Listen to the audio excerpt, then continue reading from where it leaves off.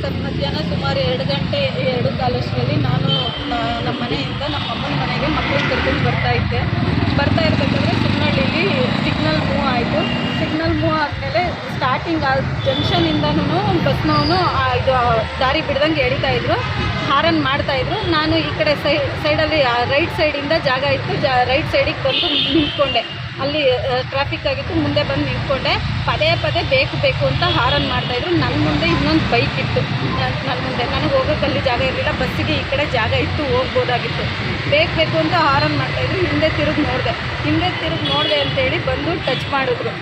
ನಾನು ನನ್ನ ಮಕ್ಕಳು ಇಬ್ಬರು ಬಿದ್ದಾಗ ನನ್ನ ಮಗನಿಗೆ ಚಿಕ್ಕವನಿಗೆ ಕಾನ್ಷಿಯಸ್ ಇರಲಿಲ್ಲ. ಬೇಕು ಅಂತಲೇ ಪದೇ ಹಾರನ್ ಮಾಡ್ತಾನೆ ಹಿಂದೆಯಿಂದನೇ ಹಾರನ್ ಮಾಡಿಕೊಂಡೇ ಬರ್ತಾಯಿದ್ರು.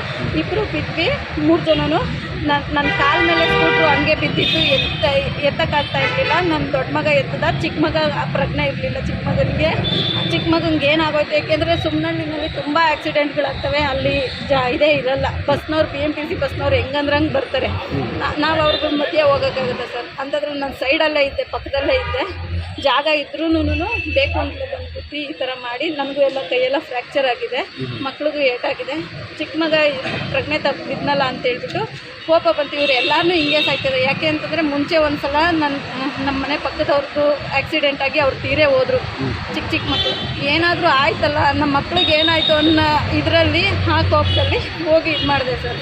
ನಾನು ಇನ್ನೊಬ್ರು ಯಾರಮ್ಮ? ನಮ್ಮ ಅಣ್ಣ ಸರ್. ನನ್ನ ಮಗ ಚಿಕ್ಕ ಮಗ ಹುಷಾರಿರ್ಲಿಲ್ಲ, ಅವ್ನು ಮಾತಾಡ್ತಾ ಇರಲಿಲ್ಲ. ಇದು ಏನಾಯ್ತು ಮಕ್ಳಿಗೆ ಅಂತೇಳಿ ಹೋದ್ವಿ.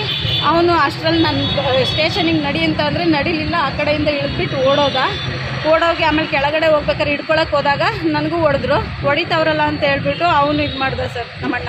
ನಿಮ್ಮ ಮೇಲೆ ಕೂಡ ಹಲ್ಲೆ? ಹೌದು ಸರ್, ನಿಮಗೆ ಹೊಡೆದಿದ್ದು? ಹೌದು ಸರ್. ಅದ್ರ ರೆಕಾರ್ಡ್ ಎಲ್ಲೂ ಸಿಗ್ತಾ ಇಲ್ಲ. ಬೇಕು ಅಂತೇಳಿ ಕೆಳಗಡೆ ಹೋದಾಗ ಓಡೋಗ್ತಾ ಇದ್ದ.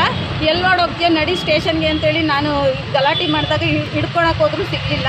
ಆವಾಗ ನನಗೂ ಹೊಡೆದ್ರು. ಇದು ಮಾಡಿ ನಮ್ಗೆ ಇದು ಮಾಡ್ತಿದ್ರಲ್ಲ ಅಂತೇಳಿ ನಮ್ಮ ಅಣ್ಣ ಹೊಡೆದ ಸರ್.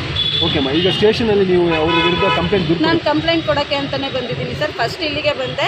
ಇಲ್ಲ ಇದು ಟ್ರಾಫಿಕ್ ಪೊಲೀಸ್ ಸ್ಟೇಷನ್ಗೆ ಹೋಗಬೇಕು ಅಂತೇಳಿ ಟ್ರಾಫಿಕ್ ಪೊಲೀಸ್ ಸ್ಟೇಷನ್ಗೆ ಕಳಿಸಿದ್ರು. ನಾವು ಅಲ್ಲಿ ಹೋಗಿದ್ವಿ ಸರ್. ನಿಮ್ಮ ಹೆಸರು? ಸವಿತಾ.